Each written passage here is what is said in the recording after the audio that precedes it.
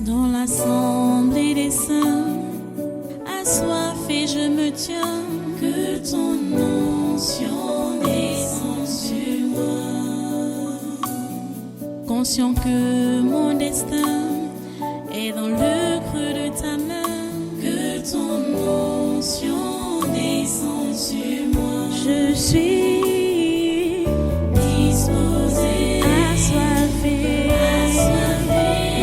que ton onction descende sur moi. Je suis disposé, assoiffé, que ton onction descende sur moi.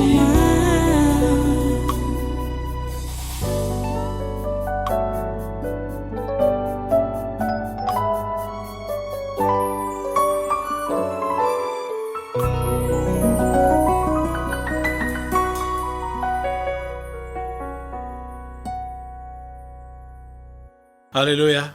Tu vas encore rester un peu debout. En prenant maintenant ta Bible, nous allons passer à la parole. Nous allons passer au message du jour. Prends donc ta Bible. Prends ta Bible et ouvre avec moi dans 2 Corinthiens. 2 Corinthiens chapitre 6. Le passage qu'on a lu jeudi passé, nous allons continuer aujourd'hui.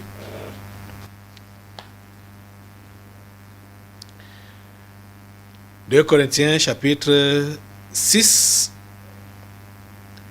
jusqu'à 2 Corinthiens chapitre 7. Du moins, on commence au verset 14 du chapitre 6 jusqu'au verset 1 du chapitre 7. Tu es déjà là? Ok. Nous lisons. La Bible dit: ne vous mettez pas avec les infidèles sous un joug étranger. Car quel rapport y a-t-il entre la justice et l'iniquité? Ou qu'y a-t-il de commun entre la lumière et les ténèbres? Quel accord y a-t-il entre Christ et Bélial?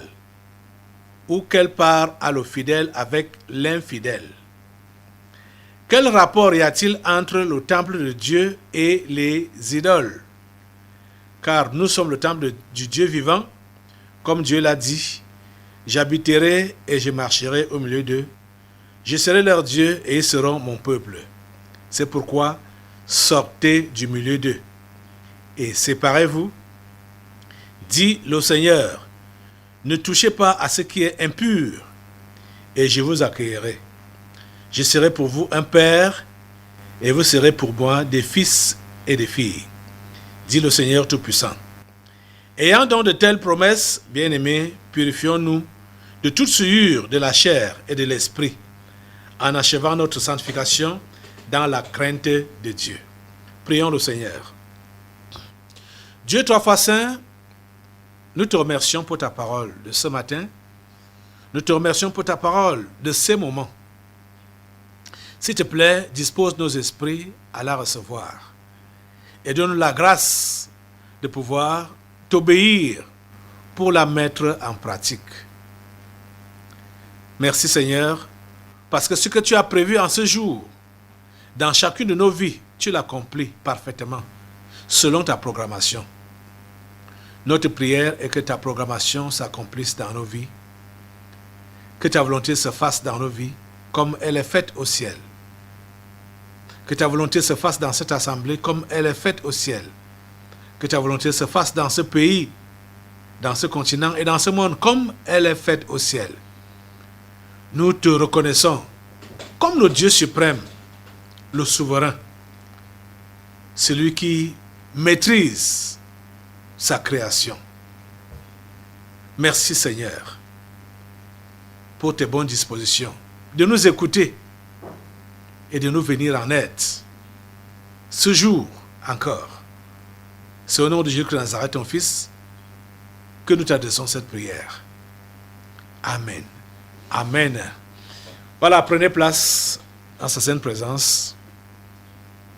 Une fois de plus, soyez les bienvenus à ce congrès des surnaturels de ce dimanche 26 juin 2022.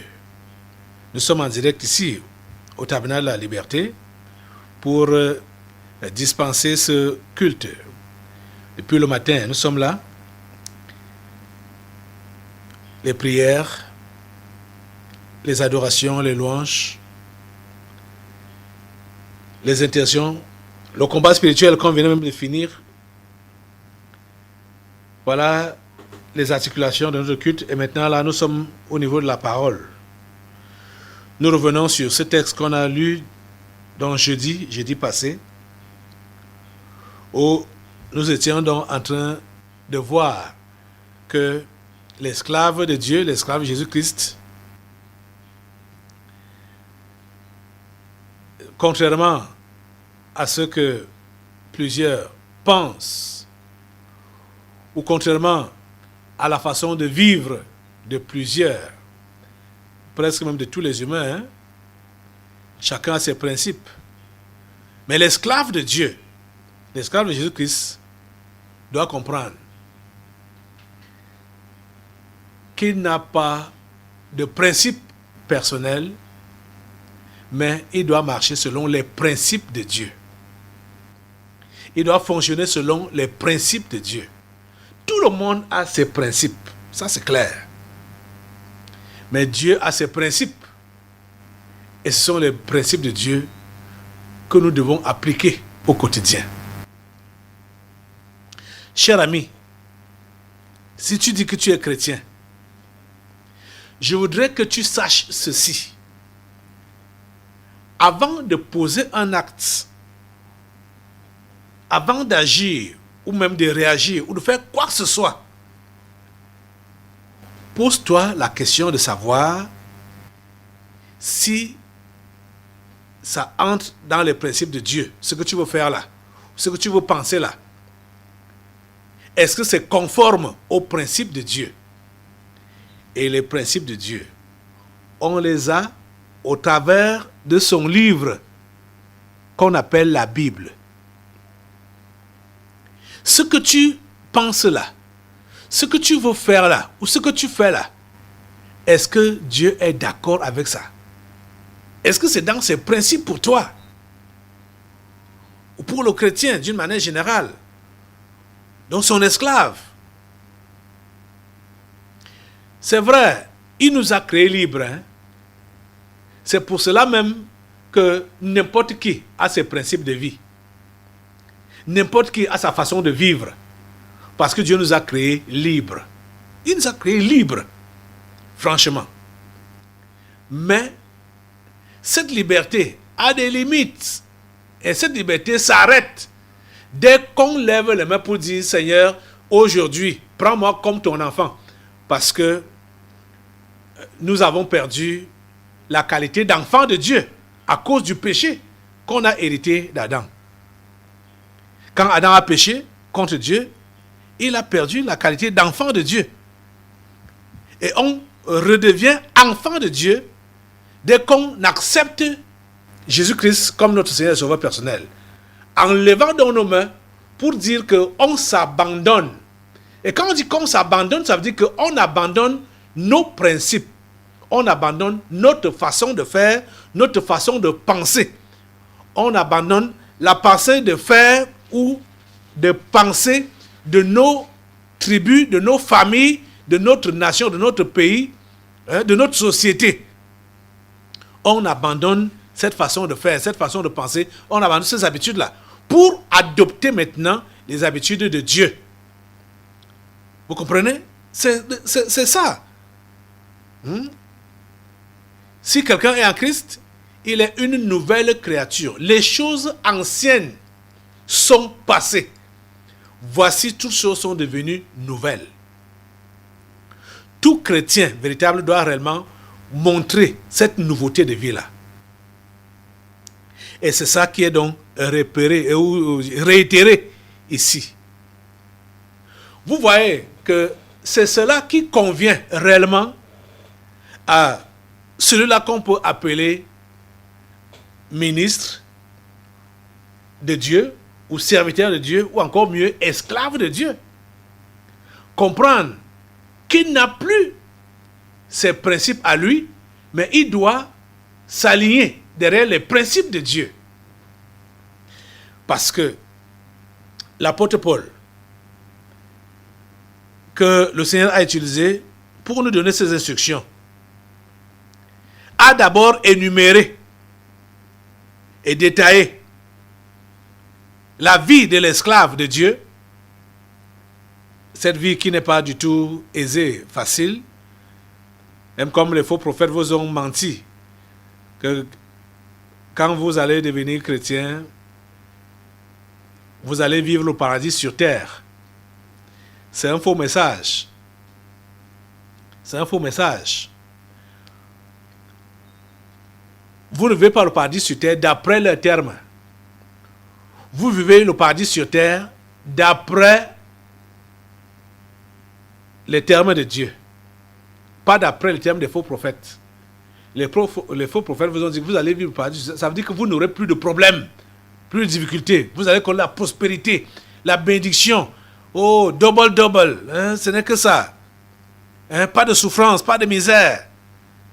C'est pourquoi ils ont même chanté, moi je ne souffrirai jamais. Je ne manquerai de rien. C'est un faux chant.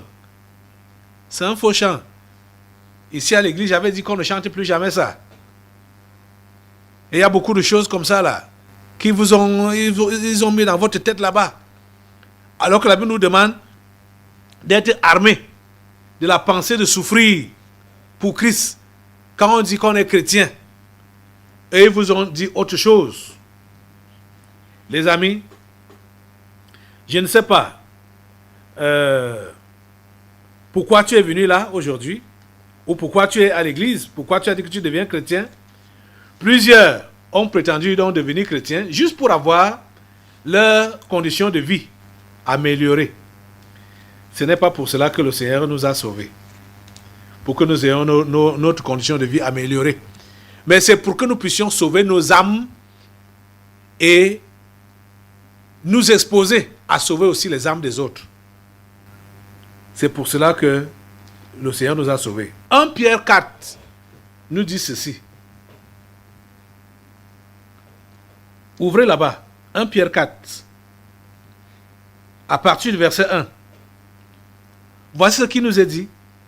Ainsi donc, Christ ayant souffert dans la chair, vous aussi, armez-vous de la même pensée, car celui qui a souffert dans la chair en a fini avec le péché. Vous comprenez? C'est la souffrance. Quand tu acceptes la souffrance dans ta chair, c'est ça qui te permet d'en finir avec le péché. Vous comprenez? Parce que qu'est-ce qui aime le péché? C'est la chair. C'est la chair qui aime le péché. Les plaisirs mondains, les plaisirs charnels, c'est la chair. Ton corps physique là, c'est ça qui aime le péché. Donc, quand tu ne veux pas que ce corps physique là souffre, tu ne pourras pas finir avec le péché. Jamais.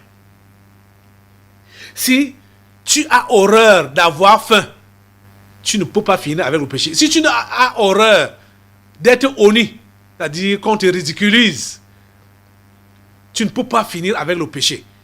Quand tu as horreur qu'on te maltraite, tu ne peux pas finir avec le péché. Tu comprends ça?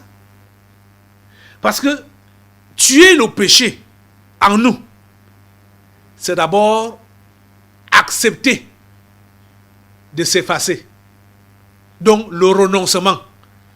Donc accepter qu'on n'est rien. Accepter que tu n'es rien. C'est ça qui favorise la mort du péché dans une vie. C'est ça qui va te permettre donc de supporter tout ce qui peut arriver. Donc tout ce que Paul a eu à mentionner là, tu vas donc, tu es prêt à supporter cela. Parce que tu ne fais plus aucun cas de ta vie. Quand tu as tué, quand tu as accepté de souffrir, de la souffrance physique là, je ne sais pas ce qui va t'empêcher d'être patient. Parce que l'impatience est là pourquoi? parce que on veut déjà arriver à une position d'aisance. On veut déjà arriver à une position où on est une position respectable, où on est respecté, où c'est pourquoi on est impatient. On veut se rassurer qu'on n'est plus dans le besoin. C'est pourquoi on est donc impatient. Mais Paul a dit que, mais verset 4 du chapitre 6 de 2 Corinthiens, mais nous nous rendons à tous égards recommandables comme serviteurs de Dieu par beaucoup de patience. Tu ne peux pas avoir beaucoup de patience si tu n'as pas accepté la souffrance. Et c'est ça qui va te permettre donc de finir avec le péché. Parce que tu acceptes la souffrance. Tu comprends ça? Mais nous nous rendons à tous égards recommandables comme serviteurs de Dieu, comme ministres de Dieu, donc comme esclaves de Dieu, par beaucoup de patience. Beaucoup de patience dans les tribulations, dans les calamités, dans les détresses, sous les coups, dans les prisons, dans les troubles, dans les travaux, dans les veilles, dans les jeûnes, par la pureté, par la connaissance, par la longanimité, par la bonté, par un esprit saint, par une charité sincère. Vous voyez?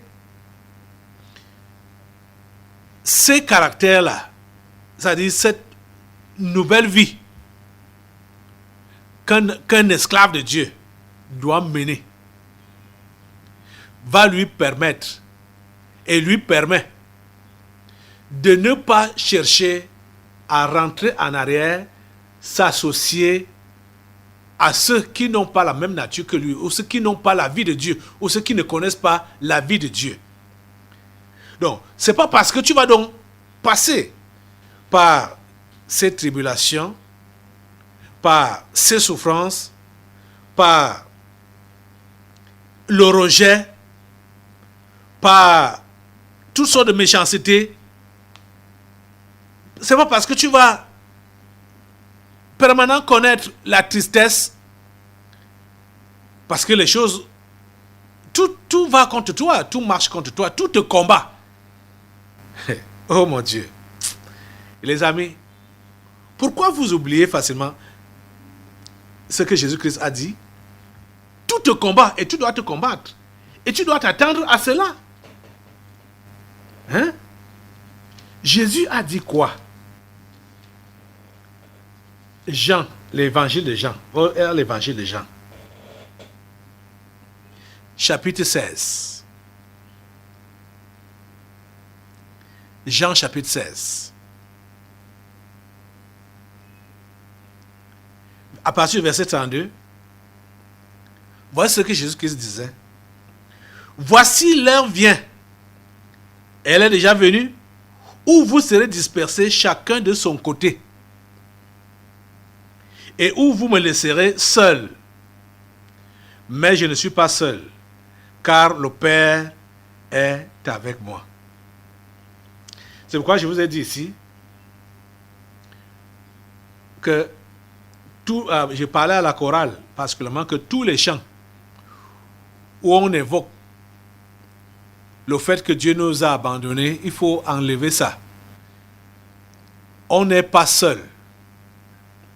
On n'est pas seul. Le Seigneur a promis d'être toujours avec nous jusqu'à la fin du monde. Donc, ce genre de chant-là, c'est l'incrédulité, c'est le doute qu'on est en train d'exprimer. C'est même l'ignorance. Seigneur, pourquoi m'as-tu abandonné? Seigneur, pourquoi m'abandonnes-tu? Pourquoi, Seigneur, tu es où? Tu es où? C'est pas, le Seigneur n'est pas loin. Le Seigneur est avec nous. On met en question sa parole, sa promesse qui a dit, je serai toujours avec vous. Allons maintenant au verset 33. Suivez ce que Jésus dit.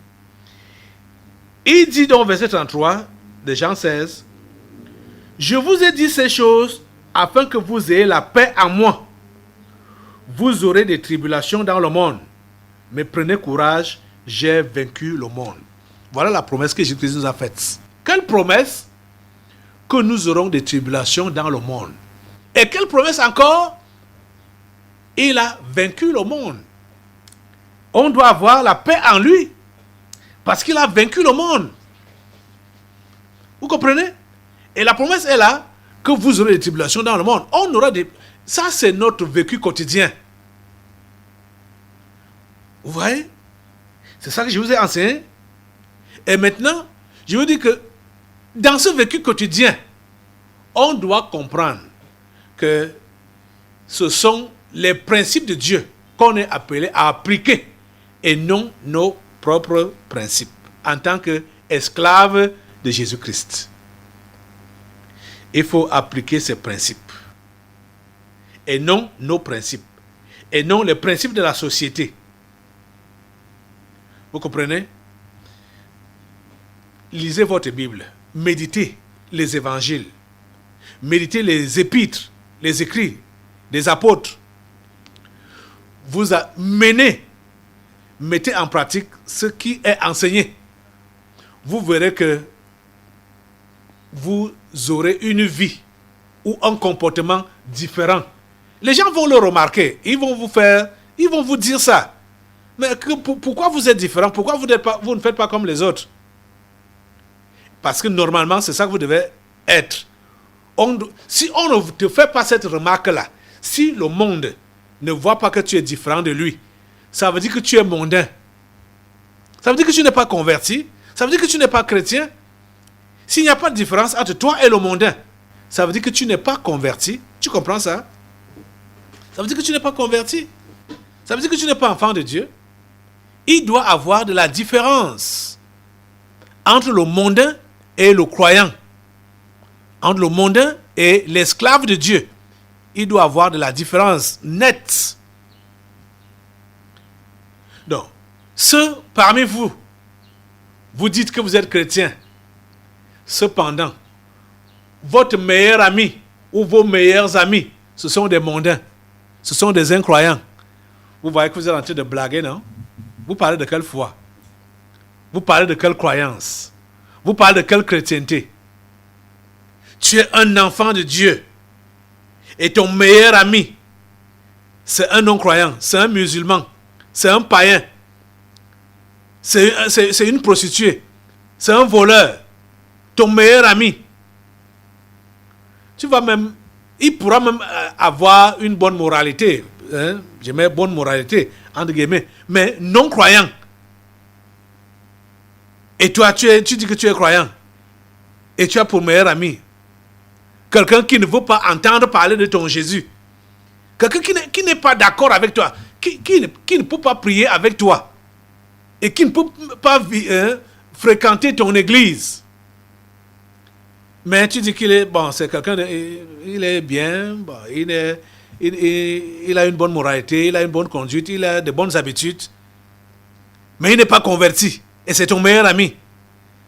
Cher ami, tu n'as rien compris. Tu n'es pas encore chrétien. Tu n'es pas encore converti. Les amis, voici comment ça se passe en réalité. Ce sont ceux du monde-là qui fuient le croyant.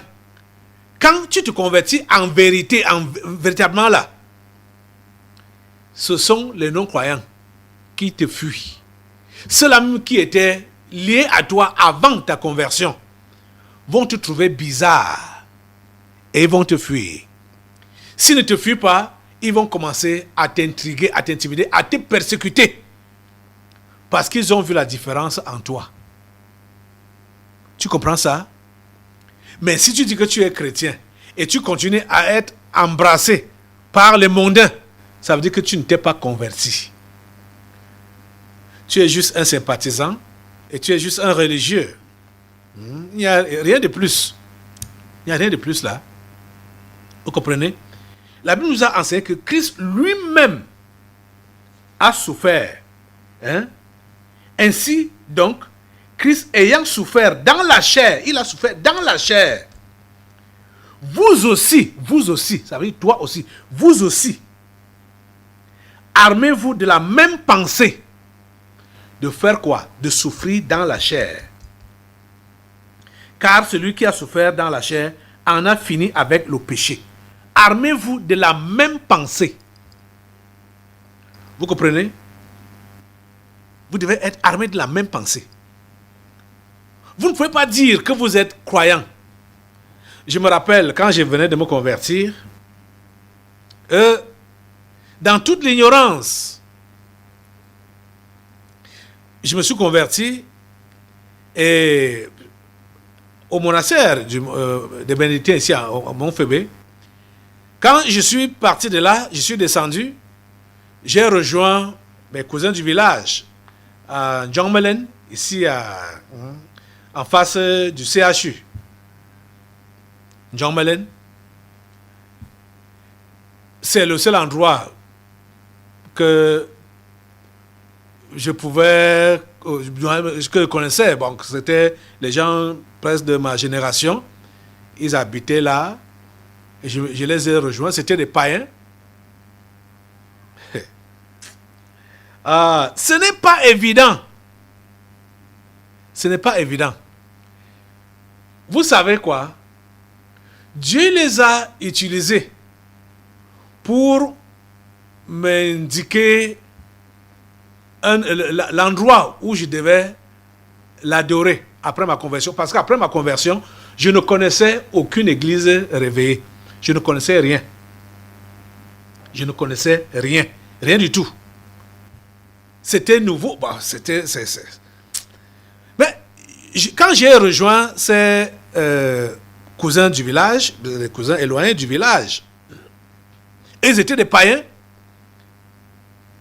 Moi, je venais de me convertir, ne connaissant aucun autre chrétien, ne connaissant pas je ne connaissais rien. Je cheminais donc avec eux. Vous voyez que les choses que j'avais abandonnées spontanément après ma conversion, parce que je marchais avec eux, j'ai repris à faire comme eux. Par exemple, fumer. Vous vous rendez compte? Et un soir, ils me disent, oh, il y a des gens qui prêchent là-bas à Obili.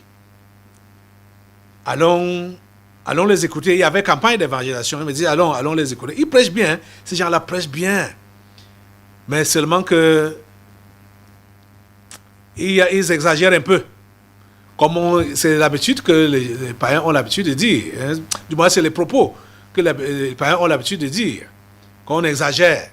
On exagère. Je leur ai dit, allez avec moi là-bas. Je suis arrivé à cet endroit. J'ai écouté l'évangile. J'étais dépassé que, donc il y avait des gens dans cette ville qui croient comme je crois, qui acceptent la Bible comme le conseil de Dieu. Donc il y avait un groupe de personnes comme ça ici. Je n'en revenais pas. Mais vous avez vu ce que j'ai mentionné dans mes propos là.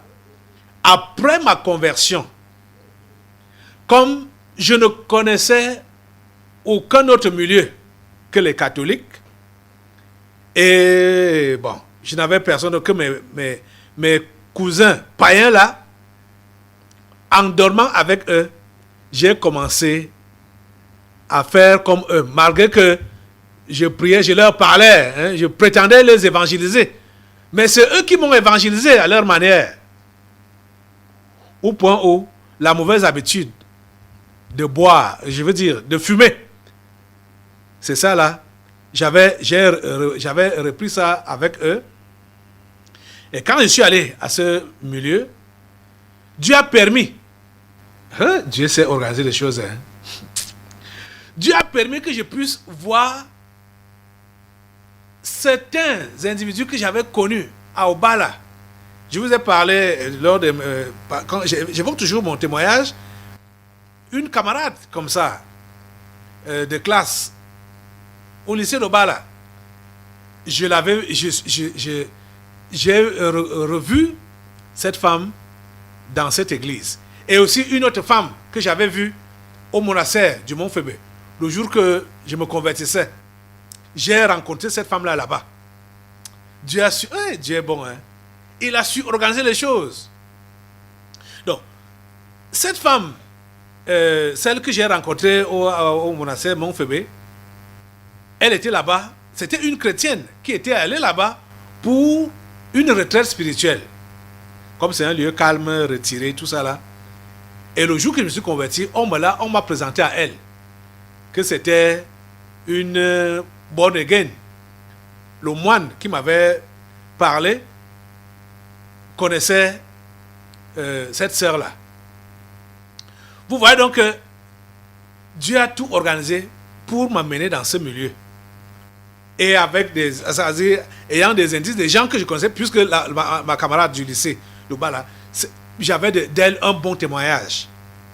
Parce que cette fille était différente de tout le monde dans notre classe. Elle était différente de tout le monde, je vous assure.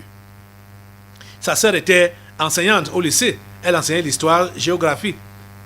Donc, j'ai reconnu les gens. C'est-à-dire, Dieu a permis que je puisse reconnaître les gens dans cette communauté-là. Et après donc la prédication, je me suis approché de cette femme que j'avais rencontrée au monastère des Bénédictins, puisque mes cousins m'avaient dit que ces gens, ils prêchent comme nous, les catholiques, ils sont bien, ils prêchent même très bien. À la différence qu'ils demandent aux gens de se rebaptiser. Ils nous demandent de nous rebaptiser, nous les catholiques. Sinon, tout ce qu'ils prêchent est vraiment bien. Sauf que cette histoire de rebaptême là, et aussi que les femmes ont une autorité, ont de l'autorité là-bas. Parce que l'église était remplie de femmes, donc de sœurs, qui étaient souvent des conseillères. Donc pendant les campagnes comme ça, là, quand on prêchait, les gens qui voulaient donner leur vie à Jésus, ce sont les jeunes sœurs qui leur donnaient des conseils. Comment on peut faire pour s'affermir dans la foi. Et cela avait intrigué mes cousins là. Alors, à la fin de la prédication de ce soir-là, celle que j'avais donc reconnue, je l'ai vue au monastère, je me suis approché d'elle pour lui dire, pour lui rappeler de la scène, comment je m'étais converti, c'était déjà vers la fin des grandes vacances comme ça. Là, je m'étais converti le 21 juin et je crois que la campagne d'évangile devait avoir lieu soit fin août ou septembre comme ça. Quelque chose de genre là. Donc c'était 3 mois après. Ce que je sais, c'est que c'était 3 mois après ma conversion que j'ai rencontré. Je suis allé à cette campagne. Et je lui ai donc, je me suis approché d'elle pour lui dire, ok, tu sais que je me suis converti l'autre jour au monastère quand on s'est vu là, mais est-ce que ça nécessite que je me fasse rebaptiser? Donc, ma préoccupation était au niveau du baptême. Comme mes cousins m'avaient dit qu'on rebaptise les gens là-bas, on rebaptise les catholiques là-bas. Je suis donc allé pour lui soumettre ce problème. Elle a humé l'odeur de la cigarette qui sortait de ma bouche. Elle m'a posé la question. Tu dis que tu es chrétien et tu fumes? Ah. Je vous dis que cette question-là était une grosse, on dit, comme une grosse matraque sur ma tête. Boum! Je voulais disparaître. J'avais honte. J'avais honte de moi-même. J'avais honte, je vous assure. Je voulais disparaître. Je ne sais pas ce que j'ai balbutié là comme réponse et tout ça là. Mais bon, elle m'a répondu à la question que je lui posais, celle de savoir s'il fallait que je me rebaptise. Elle m'a expliqué que ce n'était pas un rebaptême, mais que c'était le baptême. M'a démontré par les Écritures que je n'avais jamais été baptisé. Et déjà même, en humant l'odeur de la cigarette dans ma bouche, elle a compris que j'avais rétrogradé. Et Quand, je vous dis, quand elle m'a posé cette question-là, j'étais fini. J'étais fini. Et je suis rentré à la maison avec mes cousins là. J'étais hors de moi-même, misérable. Misérable. Et arrivé à la maison, il fumait, hein, il fumait beaucoup. Arrivé à la maison, c'est comme si ce que je venais de vivre là a voulu, c'est-à-dire le diable a voulu étouffer ça. C'est-à-dire la question que cette femme m'a posée. Et je suis arrivé, j'ai dit, ok, maintenant là, je vais prendre ma décision. Comme d'habitude, c'est-à-dire spontanément comme ça là, et ils achètent des cigarettes, on fume, machin, tout ça là.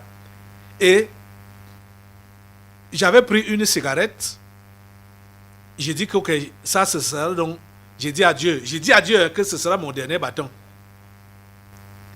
Okay. Et l'esprit me dit, au-dedans de moi là, l'esprit me dit, mais si tu veux arrêter, pourquoi donc même fumer ça? Pourquoi finir ça pour dire que après ça donc tu arrêtes? J'ai jeté, je n'ai plus fumé, j'ai jeté, j'ai écrasé.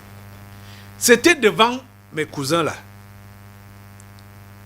J'ai écrasé ça, je me suis mis à genoux, à côté, au chevet du lit comme ça là. Je me suis mis à genoux pour demander pardon à Dieu devant eux. Je me suis mis à genoux, j'ai prié Dieu de me pardonner, j'ai prié à Dieu, j'ai dit à Dieu que j'abandonne vraiment tout ce qu'on peut appeler cigarette, péché, sous toutes les formes, je me reconsacre véritablement à lui à partir de cette nuit-là.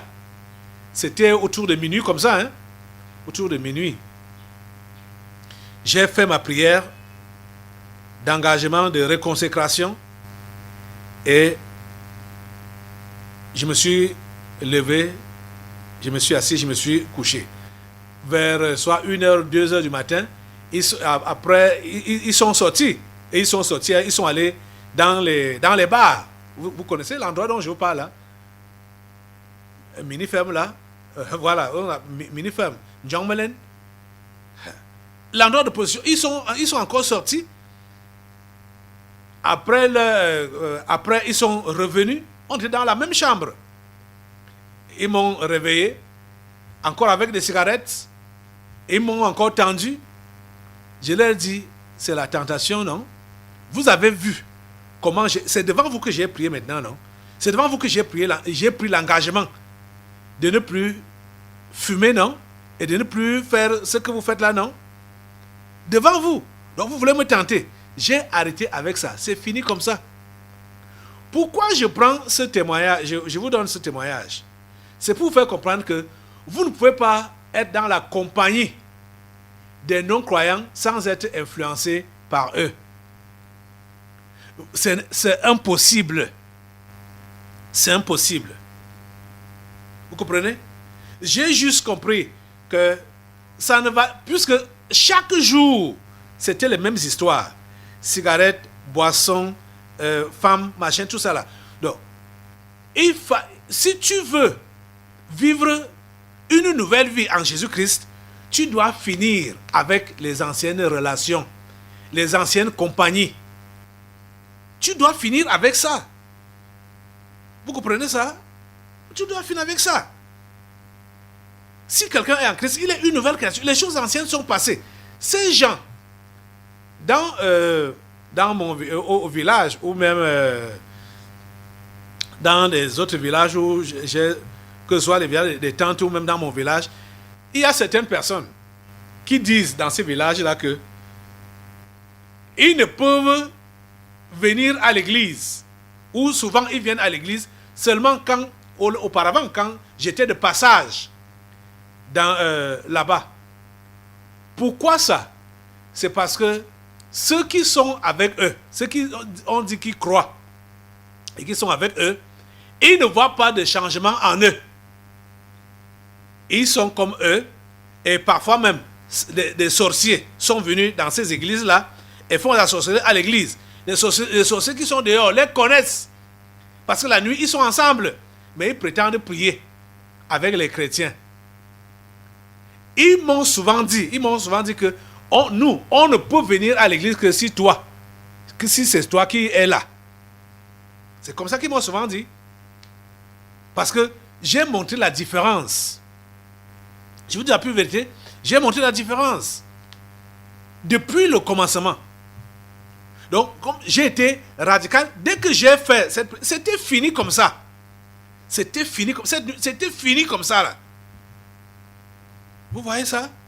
Or, quand je m'étais converti, 3 mois auparavant, j'avais arrêté avec toutes ces choses, mais je n'avais pas de guide. Je n'avais personne et je me suis retrouvé dans la compagnie de ces païens pour donc être influencé à faire encore comme eux.